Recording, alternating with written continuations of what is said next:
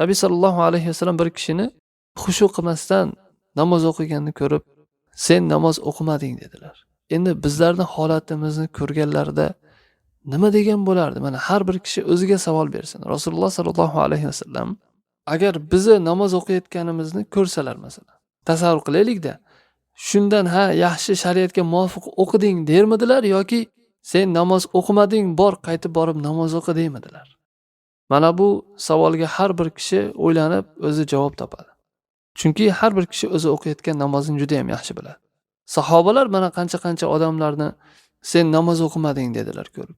Tobiinlardan Said ibn Musayyib rahimahulloh bir kishini namozida xushu qilmasdan bir behuda harakatlar qilayotganini ko'rib, agar buning qalbi xushu qilganda, a'zolari xushu qilgan bo'lardi deganlar. Endi bular bizning agar namozlarimizni ko'rsalar nima derdikin?